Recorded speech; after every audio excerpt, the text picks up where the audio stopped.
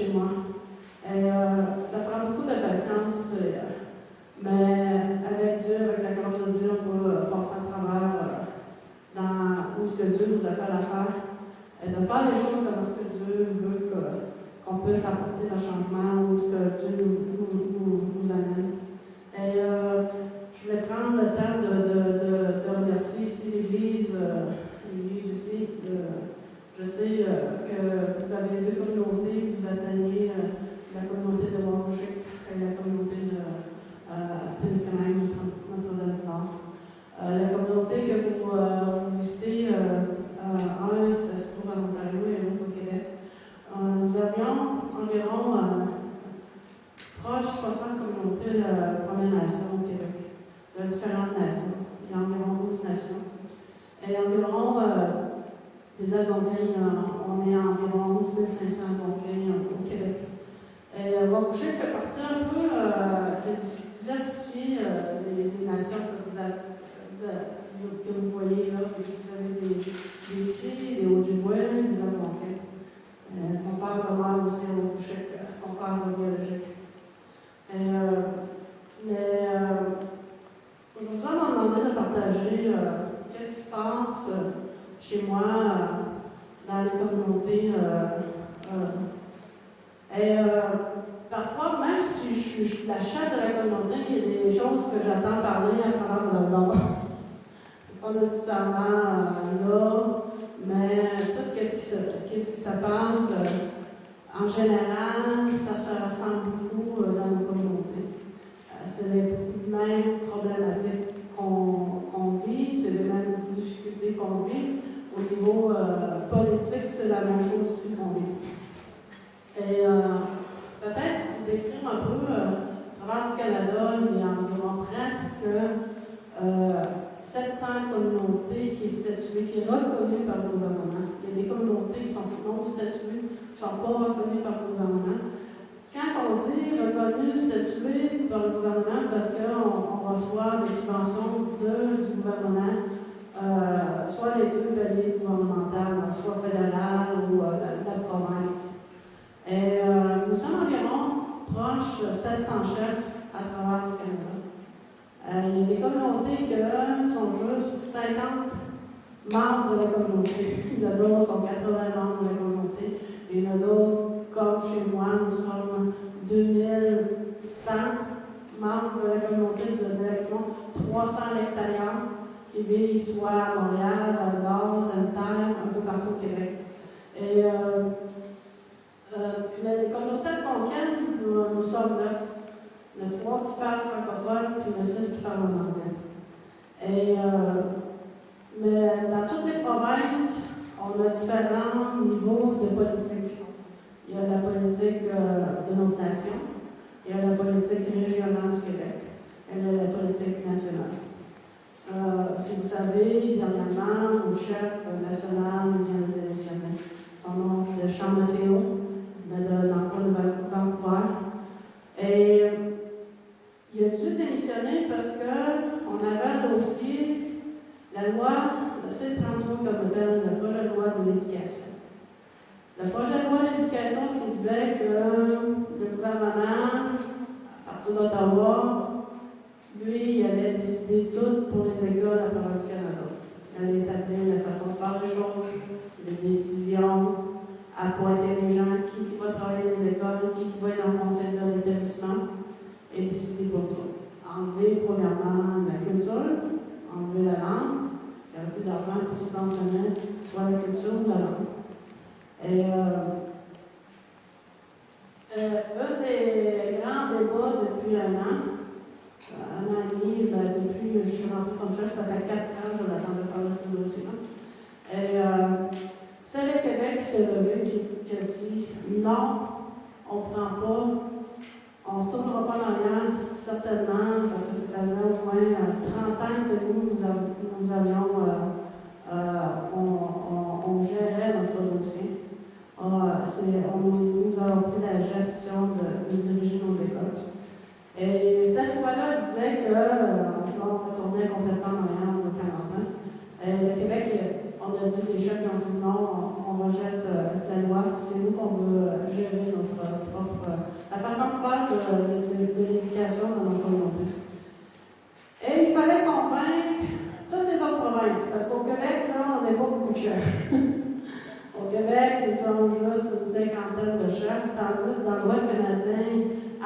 Vancouver et l'Ontario, il y a environ 200 chefs dans chaque commune, dans la province.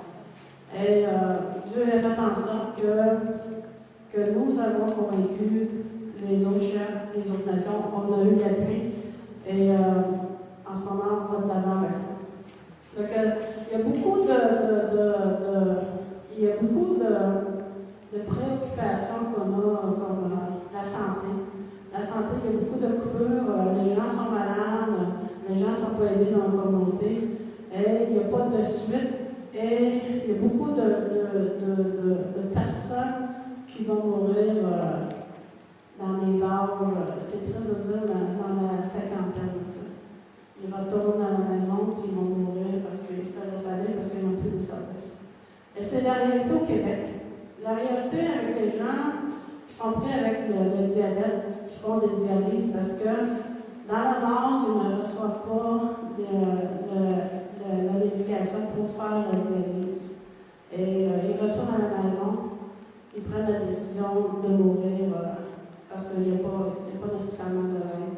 Fait que, il y a beaucoup de choses, quand on se rassemble, le chef de dire, on se sent beaucoup impuissant, on dit qu'est-ce qu'on fait parce qu'on n'a pas les argent, on est sous-financé, puis on n'a pas nécessairement les solutions là pour venir en aide pour les gens de la communauté.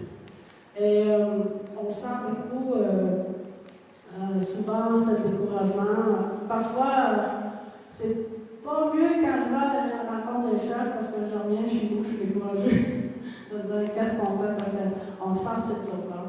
Et qu'est-ce qui arrive à la tête des chefs? Souvent, les chefs appointent les chefs de dire mais toi, tu vas porter le dossier de développement économique. Toi, tu vas porter le dossier de sécurité publique. Dernièrement, on m'a confié le dossier de santé, c'est un grand dossier au Québec. Que je représente pour le national, je représente pour le Québec au niveau national. J'ai des rencontres au niveau national par rapport à ça.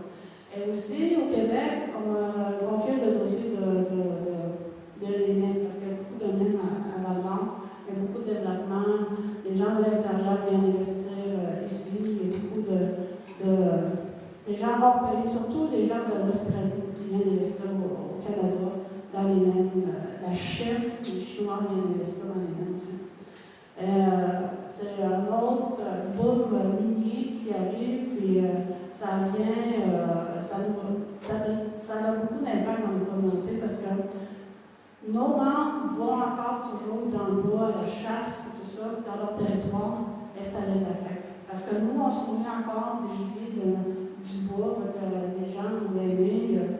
Ne vont pas nécessairement à l'épicerie pour acheter la viande, mais ils vont se nourrir de l'orignal, puis l'orignal qui consomme des choses, puis l'eau, souvent l'eau est affectée à cause des mains, tout ça. Fait qu'il y a beaucoup d'impact par rapport à ça. Mais je veux peut-être parler plus aussi, revenir, là je parle de national, revenir plus pointu, qu'est-ce qui se passe souvent dans les communautés. Vous savez, au Leximon, on a vécu un vague de suicide. En 2008, il y a eu 3 suicides. J'étais vice-chef à cette époque-là, j'étais pas chef, vice-chef. Et en 2009, nous avions eu 7 suicides. Fait que 2 années consécutives, ça fait 10 suicides. 2014, cette année, c'est malheureux, on a eu 2 suicides. 2 hommes. Et dans les communautés, la communauté d'Eximon, c'est une communauté très très jeune de population. Je disais, on a 2100 membres de population. 70% de nos membres, c'est des jeunes à bas de 30 ans. La population du Eximon est très très jeune. C'est rare que les populations sont vieillissantes aujourd'hui, c'est juste quand c'est dans le nord, les populations sont très vieillissantes. Mais proche de la ville, les populations sont très, très jeunes. Au Leximon, on a 70 naissances par année. Ça veut dire qu'on a au moins un bébé par semaine. Ça fait beaucoup de bébés. Ça coûte cher. La Bible dit dans le proverbe, heureux le roi quand les gens se multiplient, mais moi, quand ça se multiplie au Leximon, ça me donne plus de cause, je me dis.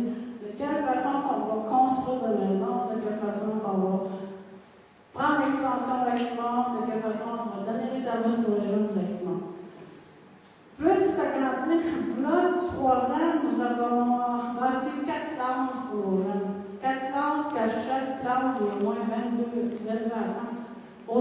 on n'a plus de place pour l'élection. Il n'y a plus de place. On remplit l'école, on remplit les corridors, il n'y a plus de bureaux, on est sorti des bureaux, on a fait des petites classes, il n'y a plus de place. Et c'est la raison pourquoi, comme Pasteur Paul disait, Nations Unies est l'élection. Quand il m'a appelé, le chef régional, il disait, écoute, la Nations Unies vient de représentant pour le dossier des Premières Nations. Est-ce que tu vas accepter? Il dit au lac Simon de faire venir le monsieur et les avocats parce qu'il y avait une délégation qui venait. Je dis oui, certainement, on veut l'avoir avec Simon.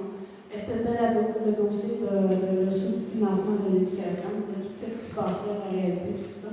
Fait que, mais vraiment, Dieu a ouvert les portes. On a vu vraiment la main de Dieu à travers ça. Parce qu'à travers du Canada, c'est juste le lac Simon qui existe. Fait que Dieu a ouvert les portes, puis on voit la faveur de Dieu au lac Simon, de qu'est-ce que Dieu fait. Amen.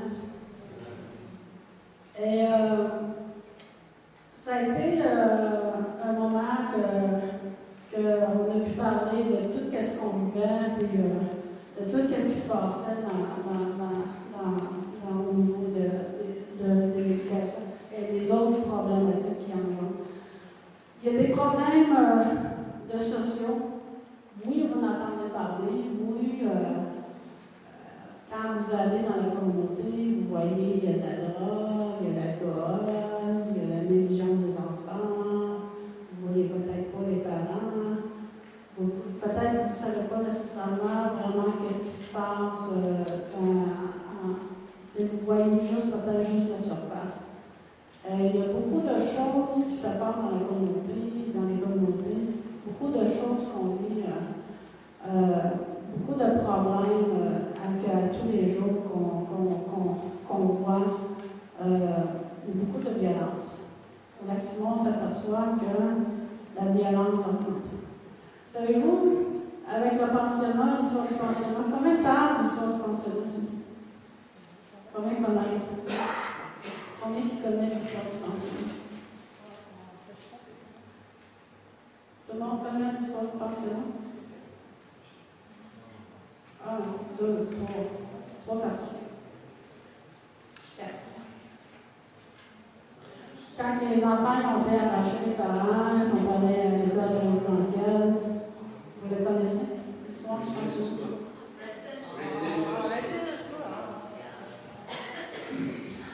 L'histoire du pensionnat, dans les années 40, avant de construire des communautés, d'être immobilisé dans les communautés, ça fait beaucoup d'impact aujourd'hui, même aujourd'hui, en 2014. Et je travaille avec ces différentes générations je travaille avec la génération, ceux qui sont pas allés en pensionnat, les parents de ces enfants. C'est des grands-parents aujourd'hui. Les jeunes qui sont allés au pensionnat. Tu as les enfants du pensionnat. Aujourd'hui, tu as les petits-enfants du pensionnat. Et quand les gens me viennent voir au bureau, il faut que je comprenne d'où ce qu'ils viennent.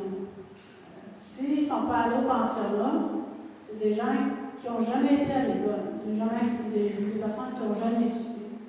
Des personnes qui comprennent juste notre culture, et pas d'autres cultures qui ont juste connu ça. Ils ont connu juste à l'église, dans la forêt, dans le monde.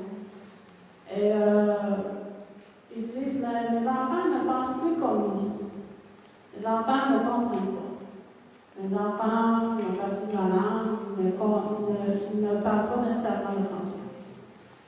Et on voit une coupure entre ces grands-parents-là, ces enfants-là.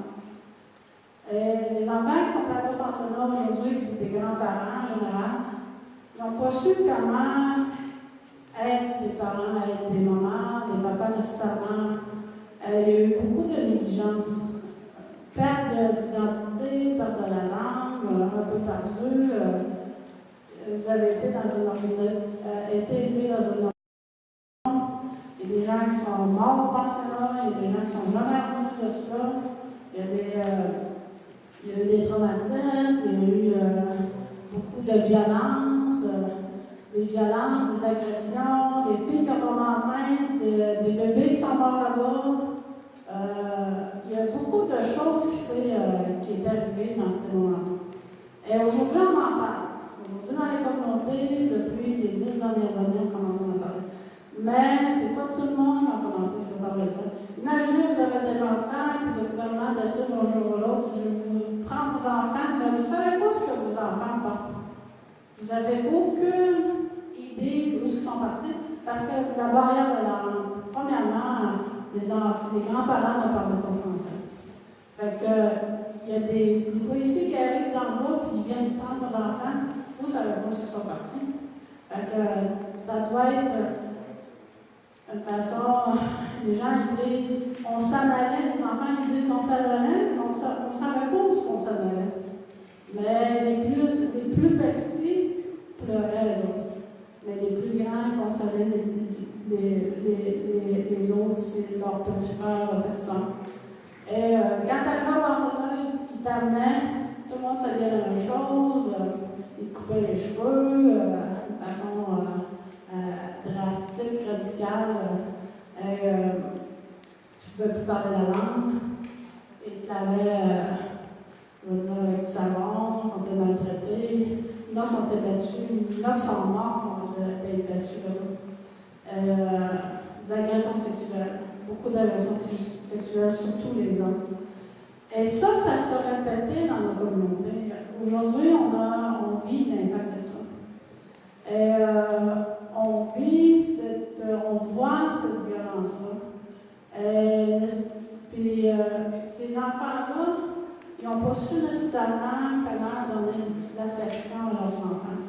Fait qu'il y a une disconnexion, ils ne sont plus connectés.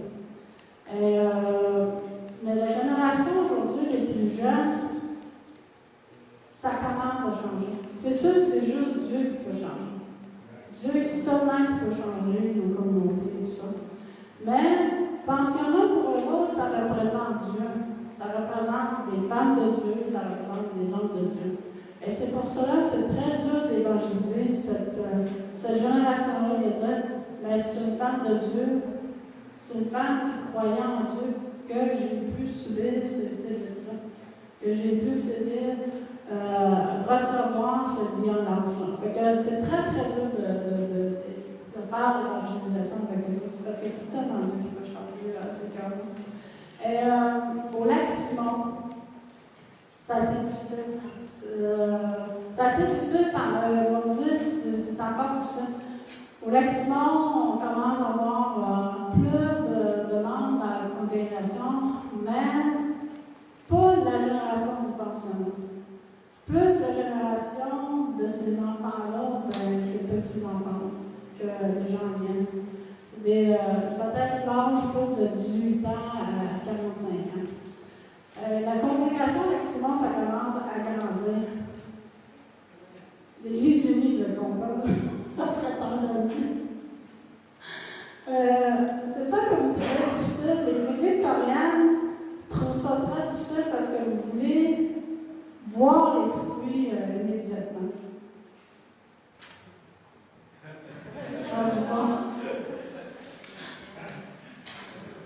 Je manque des fruits.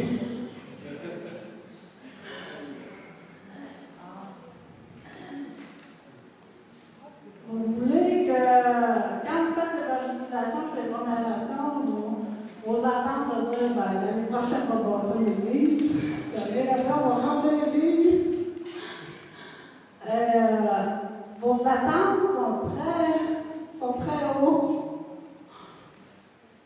Mais je crois une chose, sincèrement, je crois une chose. Parce que, tu sais, je prie, puis je veux dire, moi, travailler avec les églises coréennes, j'ai à cœur de travailler. Premièrement, là, je ne serai pas ici si je ne pas encore. Aujourd'hui, là, je devais être au mariage d'un de mes bonnes amies. Si je n'aurais pas cru à la mission de travailler avec les Coréens, je serais chez moi à Val-d'Or, aller au mariage de mon ami. Mais j'ai décidé que je devais être ici. Je veux faire partie de travailler ensemble en collaboration, qu'on puisse travailler ensemble, qu'on puisse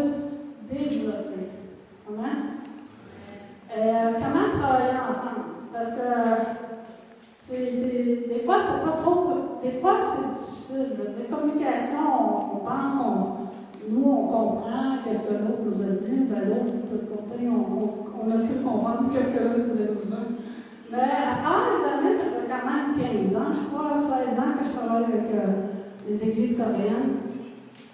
J'ai pu comprendre certaines choses à travers les deux personnalités. Et c'est pour ça que je vous dis, ça prend beaucoup de patience. Mais il va falloir, tu sais, à toutes les années, je réfléchis mais comment améliorer les deux relations qui travaillent ensemble. Mais je pense qu'il faut investir aussi, pas juste faire la mission de dire on va 10 jours, on revient, on fait le week-end et on revient. Mais comment que la communauté va se développer aussi quand vous êtes pas là? Je crois sincèrement ce matin, parce qu'il y a des moments que je prie de Dieu, mais comment est-ce que les autres églises vont travailler avec les congrégations? Il va falloir que vous mettez devant Dieu de dire, dans la communauté, à qui on devrait investir? Quelle personne? Ça prend juste une personne dans la communauté qui va répondre à l'appel de Dieu. Amen? Et qui va faire l'œuvre de Dieu avec les autres. Et cette personne-là, vous devez prier de dire c'est Dieu qui que tu as appointé à Wawushek. Qui t'a appointé à Notre-Dame-du-Nord qu'on doit travailler, qu'on doit venir et soutenir cette personne-là, qu'on doit investir sur la personne, qu'on doit l'aider à faire un ministère dans la communauté. Et c'est une des choses au Leximon, c'est sûr que moi je suis là, mais l'année passée, nous sommes allés en Corée. Moi, j'avais à cœur d'amener Lisa Pierrot en Corée. Et ça a permis Lisa Pierrot de voir d'autres choses en Corée. De qu'est-ce qui se passe? On est allé voir les grandes églises, les petites églises. On a roulé pendant 2 semaines en Corée. On a visité, je pense que je fais 4 coins de ce pays-là. Et les autres, ça a permis de voir d'autres choses. De dire, wow, qu'est-ce qui se passe ici? Il y a des grandes églises, des petites églises, il y a des différents ministères. Nous étions environ 60 du Canada, moitié autochtone, moitié coréen, mais on voyageait ensemble.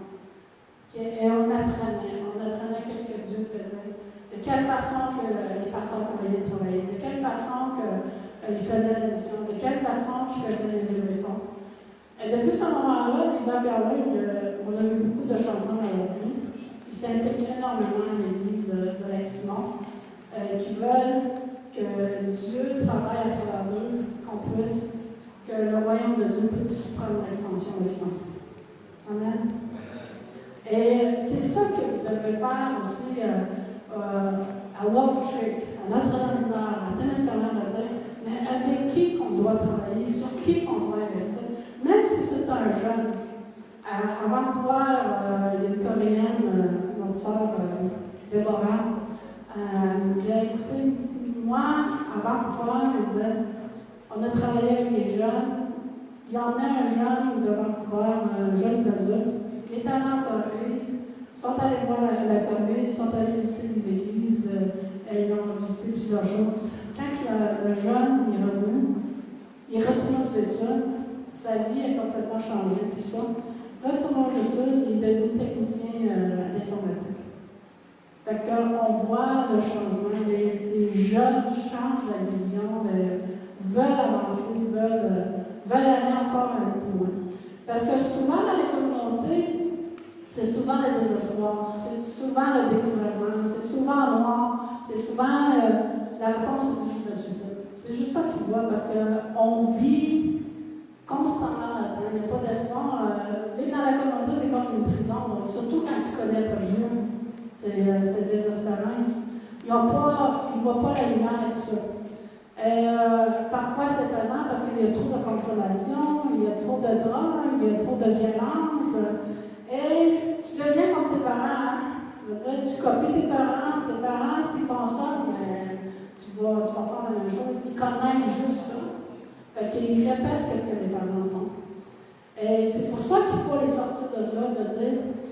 voici, il y a d'autres choses que qu'est-ce qui se passe dans la communauté. Il faut les sortir, il faut les faire voir d'autres choses. Puis c'est la raison pourquoi on va prier, mais Dieu, qui t'appointe, c'est qui les personnes qu'on doit investir sur les gens. Au Lac-Simon, je veux dire, l'année prochaine, Dieu voulant, si c'est l'année prochaine, je vais faire encore, je veux dire, en travaillant avec ma soeur, Déborah, si c'est possible de faire un voyage en Corée. Et c'est la raison pourquoi aussi je veux que vous mettez ça en prière de dire, mais avoir au chèque avec qui, sur qui qu'on va investir, à Notre-Dame du Nord, à Témiscamingue, qui qu'on va investir, qui qu'on va envoyer en Corée, qu'on puisse les faire sortir là. Que ce jeune-là puisse être un modèle de cette communauté-là. Sur qui doit-on investir? Et c'est une des choses que je demanderais à l'Église ici, de regarder ça, de mettre ça en prière, puis de voir qu'est-ce qu'on peut faire. Souvent, je travaille avec d'autres spécialistes dans d'autres communautés, des avocats. Dans mon travail, je rencontre plein de monde, souvent en développement économique. Un jour, il y avait une histoire qui m'a tellement attristée dans une communauté du au Québec, pas loin de Montréal. Et c'est un avocat.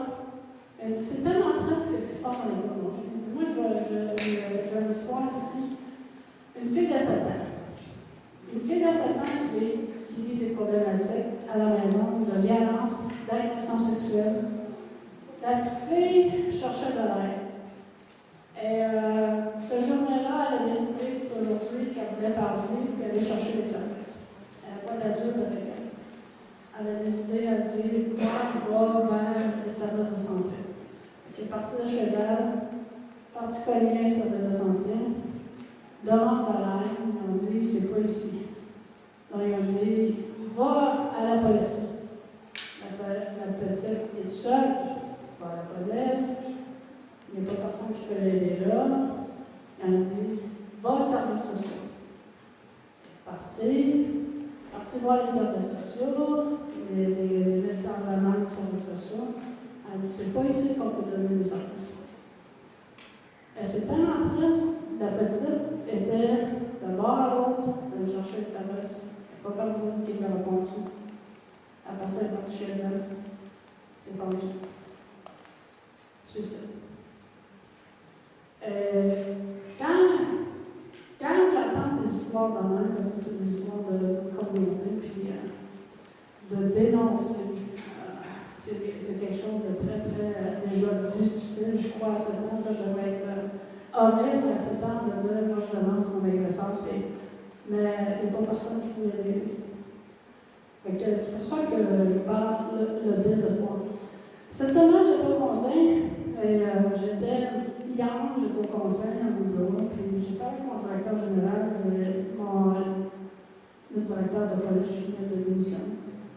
Et il disait, on parlait des problématiques au Lac-Simon, on parlait des problématiques de dire, comment est-ce que la violence est tellement augmentée, comment est-ce que nos jeunes en bas de 18 ans aussi sont violents, parce qu'ils sont tellement violents qu'ils ont toujours été déçus. Quand les parents font des promesses, les parents ne tiennent pas des promesses, mais l'enfant vit des déceptions. Il y a beaucoup de colère, l'amertume, son impuni. Il y a beaucoup de colère. La semaine passée, j'ai fait une semaine de vacances avec l'équipe missionnaire viennent. Et on m'a dit, quand je suis revenue dans mon bureau, mais Salomé, il y a eu tellement de violence cette semaine. Les jeunes de 15-16 ans au maximum se mettaient ensemble puis battaient les adultes. Ils sont 5-6 pendant la nuit, ils vont pas les adultes qui est en consommation. C'est ça la réalité dans nos communautés. Qu'est-ce qui se passe dans la nuit? Il y a beaucoup de violence, il y a la consommation, nos gens sont frustrés, il y a beaucoup de colère, il y a la rage. Ils ont manqué, l'autre jeune était tellement, il fallait qu'il soit transporté à l'hôpital, puis la tête enflée, puis tout ça. Et ça se répète tout le temps. Il y a une autre communauté qu'il n'y a pas d'électricité, pas d'hydro, des agressions sexuelles. Les hommes profitent, il n'y a pas de lumière, défoncent les portes, agression sexuelle, puis la personne ne peut pas voir son agresseur parce qu'ils n'ont pas d'idole. Et ça se passe, je veux dire, dans nos communautés. Puis au Leximon, ils m'ont dit, Salomé, pense pas que les statistiques baissent de la violence ou des agressions sexuelles. Les jeux sexualisés chez les enfants, on les voit les policiers. Les policiers sont fatigués au Leximon. Nos intervenants sont fatigués. Toutes les personnes sont fatiguées de la situation parce qu'ils disent, mais jusqu'à quand? Jusqu'à où? Jusqu'à comment est-ce qu'on va se sortir de ce fléau-là, de ce trou? C'est une roue qui tourne, puis ça sert jamais. La seule réponse, c'est le royaume de Dieu. La seule façon que ça va changer, c'est la bonne nouvelle. Et Dieu nous appelle à un ministère de réconciliation. Amen? Je veux juste lire dans 2 Corinthiens 5. 2 Corinthiens 5. Chapitre 5, on commence à lire verset 17. 17 avant. Paul écrit ici, 2 Corinthiens 5, 17, ça dit, si quelqu'un est en Christ, il est une nouvelle créature. Les choses anciennes sont passées, voici toutes choses sont devenues nouvelles. Et tout cela vient de Dieu, qui nous a réconciliés avec lui par Jésus-Christ, qui nous a été donné le ministère de la réconciliation. En effet, Dieu est en Christ, il a été réconcilié avec le monde, avec lui-même, en ne changeant pas les hommes de leurs fautes, mais il a tout mis en nous la parole de réconciliation. Et 27 dit, nous sommes donc des ambassadeurs pour Christ, comme si Dieu adressait par nous son appel, nous supplions au nom du Christ, soyez réconciliés avec lui. Amen. Dieu nous appelle à un ministère de réconciliation. Nous, on a reçu Jésus-Christ, nous, on a une nouvelle vie, toutes les anciennes choses sont passées, c'est ça qu'elle a dit, mais on a le ministère de réconciliation. Dieu nous appelle à apporter le ministère de la réconciliation. C'est vous que vous allez faire avec les jeunes de nos communautés. Vous êtes l'outil, l'instrument que Dieu vous utilise, que les gens puissent se connecter là-dessus. Vous êtes appelés à faire ça. C'est le ministère de la réconciliation. La mission, là, chez les Premières Nations, c'est le ministère de la réconciliation. C'est pas aller s'amuser là-bas, c'est pas de dire nous, c'est ci, c'est ça, on fait ci, on fait ça. Non, nous sommes appelés à faire le ministère de la réconciliation. Nous sommes appelés à évangéliser. Nous sommes appelés de proclamer la bonne nouvelle, d'annoncer la bonne nouvelle. De dire qu'est-ce que le royaume de Dieu peut faire dans leur vie. Comment est-ce que le royaume de Dieu peut changer dans leur vie. Comment est-ce que leur vie peut être restaurée. Amen? Vous êtes tous tranquilles. Vous êtes bien sérieux le matin? Nous sommes appelés à annoncer la bonne nouvelle. Et je veux juste peut-être vous parler de qu'est-ce qui s'est passé au Leximon cette semaine. Cette semaine, on a été bénis. On a reçu, nous aussi, cette semaine, les gens de l'Église unie, la mission. On m'a dit que cette semaine, il y avait 120 enfants à l'EBS. 120 enfants, vous imaginez. Je ne sais pas comment ils ont contrôlé les enfants. Mais il y en avait beaucoup. Il y a plusieurs qui ont répondu, les enfants du Leximon. On a eu une réunion avec les adultes ce soir.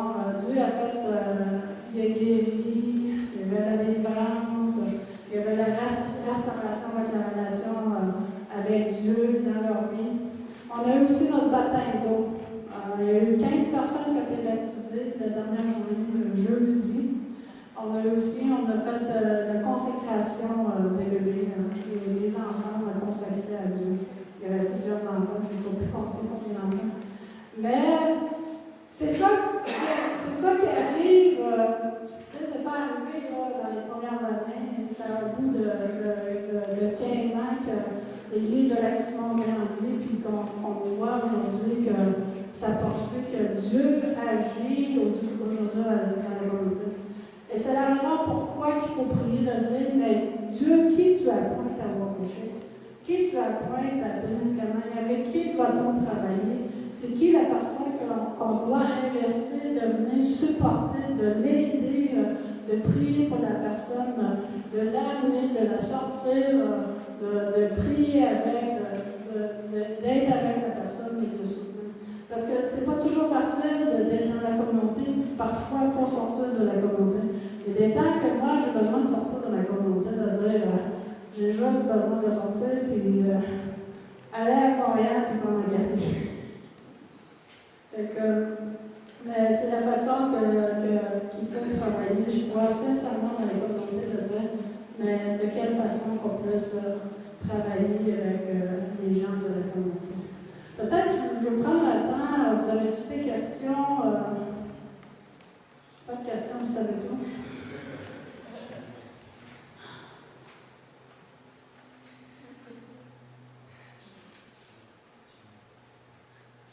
Tu vas gêner, tu vas pas gêner.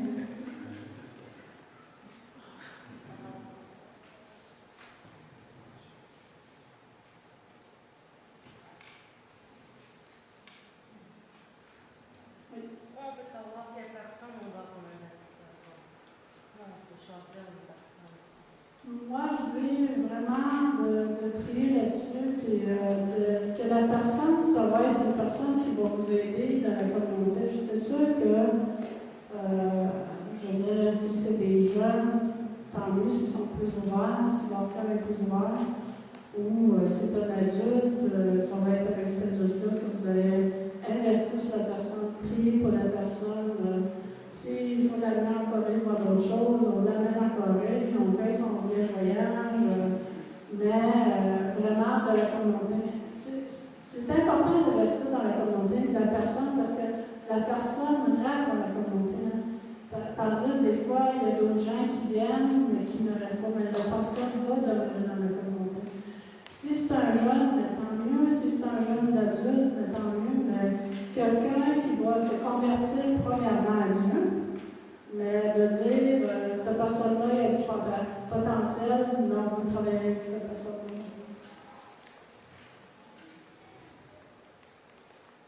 Y a-t-il d'autres questions?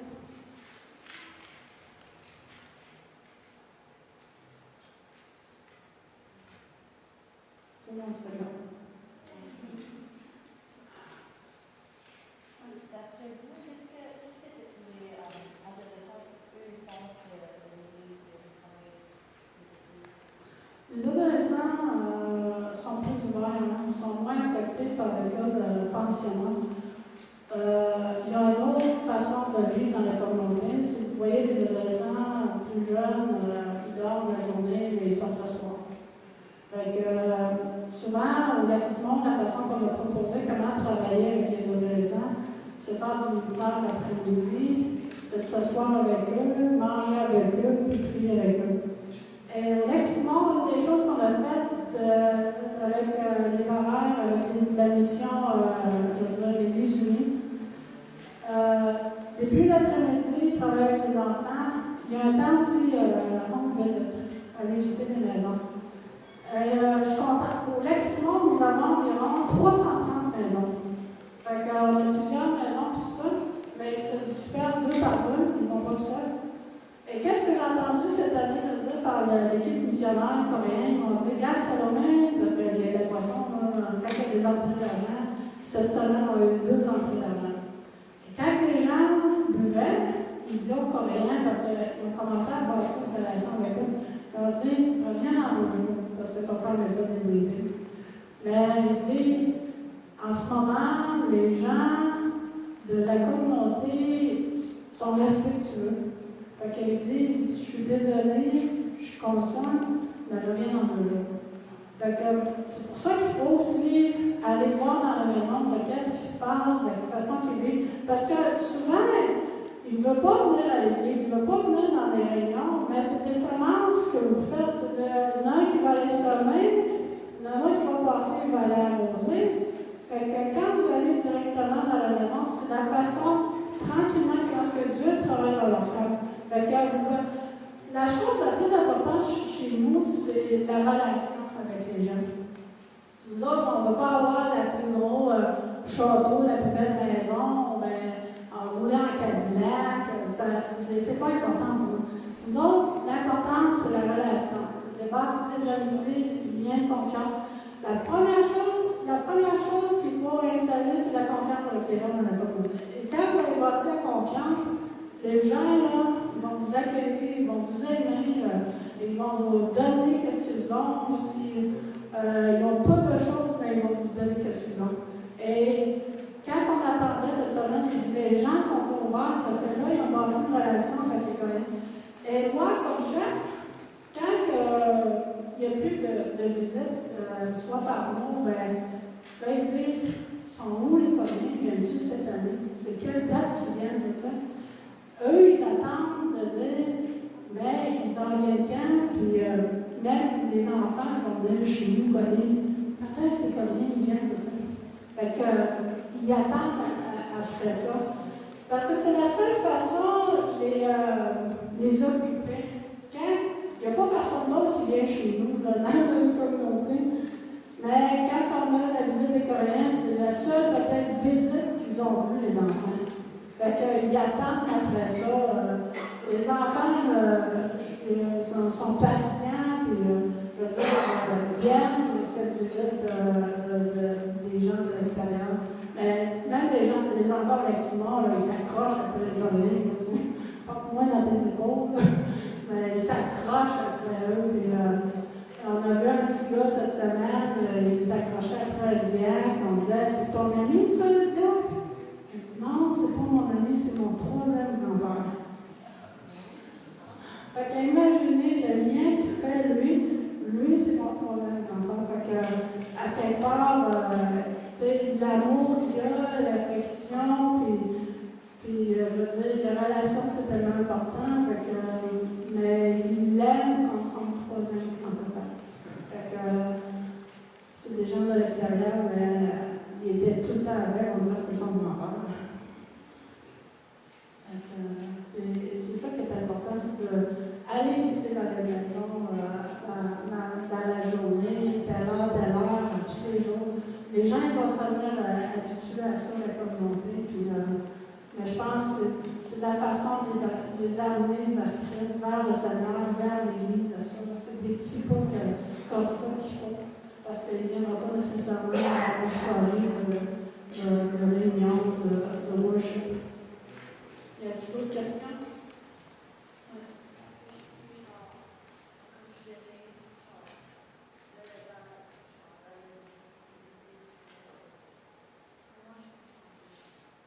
Les gens ne sont pas gênés. Non, c'est. Nous, on ne sait pas que vous avez peur de ça, mais vous allez apprendre à travers de ça. Je veux dire, à travers, à chaque jour de notre fête. C'est sûr qu'on passe à travers de nos peurs. On apprend à travers l'arche missionnaire. Moi, je veux dire, quand je suis devenue chef, la première journée, je me disais, voyons, qu'est-ce que j'ai fait?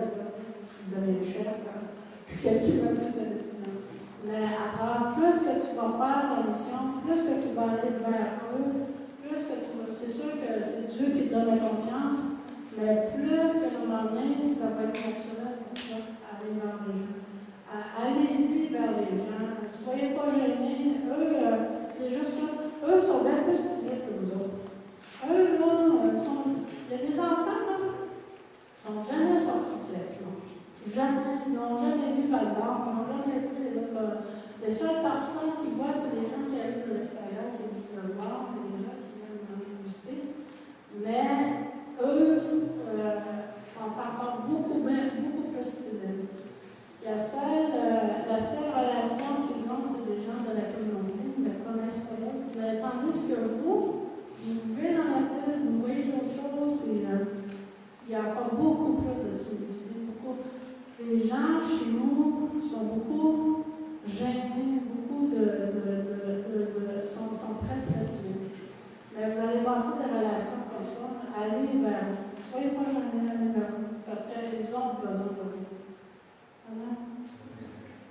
ont besoin de vous. Il y a tellement de besoins dans nos communautés. Et je veux dire, vous avez cette opportunité, vous avez ce privilège de servir les gens de la communauté. Et le monde avec les Blancs, avec les Québécois, c'est très difficile à cause de l'histoire. Mais avec vous, il y a une facilité. Allez vers vous. Y a-t-il d'autres questions? Oui. 처음 15년 동안 문학교회랑 같이 이렇게 하셨을 텐데 하셨다고 제가 들었는데요. 처음, 그러니까 지금은 뭐 한국 사람에 대해서 익숙하고 한국 문화나 낯설지 않을 텐데 처음에 한국 사람들 대하는 데 있어서 어떤 어려움이 있었는지 저희가 그걸 알면 저희가 가서 그런 잘못이나 실수들을 하지 않을 수 있을 것 같아요.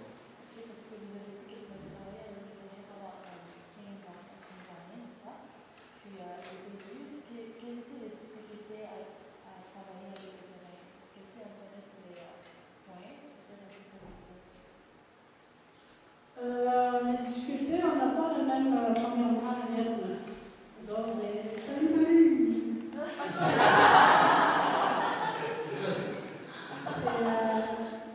Quand vous avez des projets, vous avez des beaux projets, là, les gens de l'Église unie me disaient, ils téléphonaient, ils disaient, ah oui, on a un beau projet. Pour vous autres, le projet, vous voulez le faire comme demain matin. Et nous, chez nous, on est plus relax, c'est pas pour demain matin. Hein? Nous, on dit, oui, c'est un beau projet, mais dans un mois. Fait que, aussi. Nous, c'est plus vaste, c'est plus abstrait. Fait que, nous, quand on parle, on dit toujours c'est nous. On ne parle pas toujours individuellement, on a une pensée communautaire, c'est nous. Mais nous autres, c'est plus des détails, de dire il y a ci, il y a ça. Mais de façon de se communiquer aussi, souvent, nous, on a cru comprendre ça, mais non, c'est pas ça que vous voulez dire. Fait que, il y a beaucoup au niveau de communication, de dire c'est de ça, ça va. Mais je pense que dans le champ missionnaire, il faut s'adapter. Qu'est-ce qui se passe dans la communauté? Comme tantôt il disait, l'Église unie, oui, il s'est adapté à nous dans la communauté, mais ça a pris un peu de temps. Fait que, là, les après-midi, on fait le ministère avec les enfants, les ados en soirée, puis les adultes, parce que les ados, ils dorment, les ados ne sont pas là. Il faut s'adapter à la communauté. Il faut travailler avec une personne dans la communauté de dire est-ce que ça c'est bien de faire ça chez vous? Est-ce que ça on peut le faire chez vous? Est-ce que ça c'est faisable chez toi? C'est des façons de travailler avec les gens de la communauté. Pas de dire nous on va tous changer ces Indiens-là. Ils vont tous manger du riz à tous les jours. Je ne sais pas, moi. Ils vont tous manger épicé. On va changer leur... Parce que l'Église unie, c'était le même au début. On va changer leur diète parce qu'ils ont des problèmes de diabète. Mais non, on ne peut pas changer la poubelle de dire on change tout dans la communauté. Même moi, comme chef, il n'y a rien que je peux changer. Je veux juste enlever, mettons, au moins une journée de congé. C'est tout. Mais c'est de travailler tranquillement avec eux. Souvent, la chose que je me sentais des Coréens, je me sentais bousculée. Je me sentais plus comme une pression. Là, on va le faire dessus.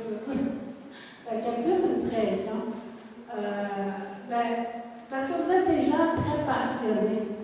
Vous avez la passion, vous voulez le faire, et let's go, on va le faire tout de suite, puis on n'attend pas. Je disais un message à un moment donné, je disais, quand je suis allée en Corée, souvent, quand Dieu nous appelle à faire, vous êtes devant Dieu, nous on est derrière complètement. On va faire plus que Dieu nous demande à faire. Mais avec le temps, je pense que c'est de vraiment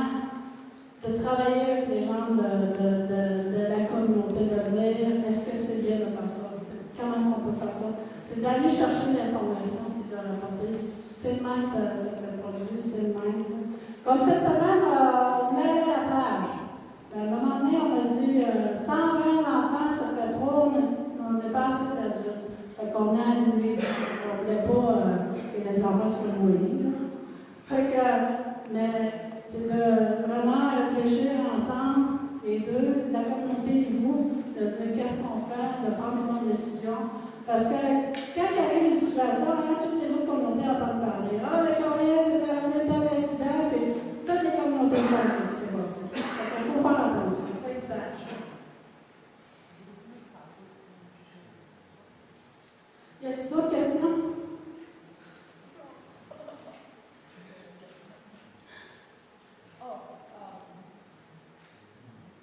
우리 마지막으로 우리 한 분만 더 부탁드려서 한 분만 더 하고 그다음에 저희 스피커 모시도록 하겠습니다. So last question. 계속해서 원님 문제를 얘기할 때 밸런스 스쿨 얘기를 하는데 사실 밸런스 스쿨에 실제적인 피해자들은 지금 할머니 할아버지가 된다고 하거든요. 그러면 우리나라를 예로 들면 6.25 전쟁 세대가 아니기 때문에 우리 지금 여기 앉아있는 자녀들은 그런 것들을 모르잖아요. 저도 겪지 않고 공부하는 것들이 모르거든요. 그런 직접적인 피해가 있기 때문에 그렇게까지 분노할까 이런 의문이 들어요. 이 정부나 이 화이트맨들에 대해서. 그런데 지금 현재 락시몬이나 와보시에 있는 아이들이 가장 분노하는 게 무엇인지, 왜 그들이 분노하면서 살 수밖에 없고 비올라갈 수밖에 없는지 그게 좀 알고 싶어요. 저기 사이먼은 어떻게 생각하는지 그걸 알고 싶어요.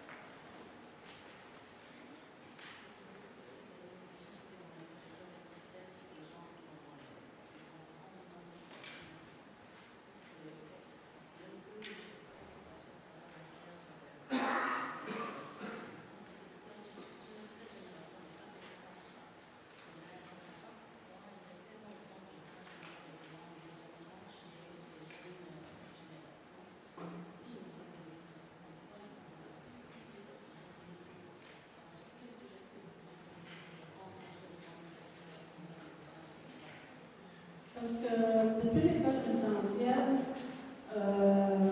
c'est récemment que les parents, pas tous les parents, quelques parents, je ne sais pas c'est quoi le pourcentage, que les parents ont commencé à parler de l'histoire de l'école présidentielle. Et quand tu es que tu ne connais pas, de qu'est-ce qui s'est passé l'histoire, parce qu'en général, nos jeunes ne connaissent pas l'histoire. Même nos parents, je veux dire, la génération de 50 ans et plus, ces générations-là, ne parlent pas. Dans nos cultures, moi j'étais élevée, ma mère me disait, quand on vivait des problèmes, ça parle-en pas, ça va se régler. Fait qu'on ne veut pas en parler des choses qu'on vit, des choses qui nous font mal, des choses le problème. Fait que, il y a beaucoup de choses que les parents, mes parents, même moi, que je n'étais pas enseignée par mes parents, comment vivre, de savoir vivre, de quoi faire, de quoi ne pas faire. Beaucoup de choses nous entendent aujourd'hui dans la communauté ne sont pas enseignées par les parents. Les parents sont pas là. Et s'ils n'ont pas enseigné de l'histoire du Barcelone, comment peuvent-ils savoir ce qui sont complètement, ils ne savent pas. Et il y a tellement, c'est des choses que nous, dans la communauté, nous devons travailler. Les familles doivent travailler là-dessus. Il y a beaucoup de prévention encore, il y a beaucoup de savoir-vivre. Les enfants ne savent pas c'est quoi les lunettes, c'est quoi les boundaries, c'est quoi qu'il ne faut pas faire. C'est comment, je veux dire, comment se prendre même soin de nous, puis sont laissés seuls, les enfants. Les parents sont partis au Lac-Simon, ils ont un bégo 2 fois par semaine.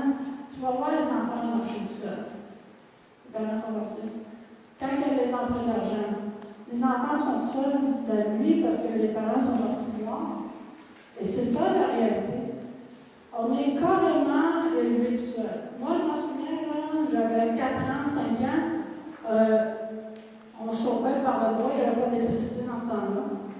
j'avais 4 ans, 5 ans, là, c'est moi qui coupais le bois pour acheter la maison.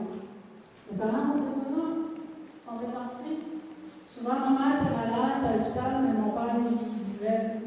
Et c'est souvent ça la responsabilité des enfants. Les enfants dans la communauté, c'est pas des enfants. Ils ne peuvent pas vivre quand ils sont enfants, quand ils sont adolescents. Ils sont demandés, toujours l'aîné de la famille, il va s'occuper des plus petits. Il a la responsabilité de se lever, de prendre soin d'eux. S'ils vont à l'école, c'est l'aîné qui va se lever, qui va prendre soin, qui va les faire manger, qui va faire l'école. Et c'est ça la réalité dans nos communautés. C'est malheureux, mais c'est ça la réalité. Et moi, je ne peux pas dire que j'ai vécu, quand j'étais enfant, 4, 5, 6, 7, 8 ans, de dire j'ai vécu mon enfance. Non, j'ai comme sauté des étapes de dire là, j'ai des responsabilités à faire, chauffer la maison, prendre soin de mes frères et sœurs, il fait froid. Vivre dans la peur, vivre parce que mes parents ne sont pas là. Vivre dans l'abandon, pourquoi ils ne prennent pas soin de moi? Je suis fâchée contre eux autres parce qu'ils m'ont abandonné, ils sont jamais là pour s'occuper de moi. Et c'est cette rage-là, et c'est cette colère-là qu'ils ont pris les parents. Puis quand les parents sont là, ils disent ah, on va avoir de l'argent, on va aller à la dame. Là, l'argent sont partis, puis on laisse encore. C'est encore une déception. Une autre déception pour une déception. Les parents ne sont pas là. Ils ont reçu de l'argent.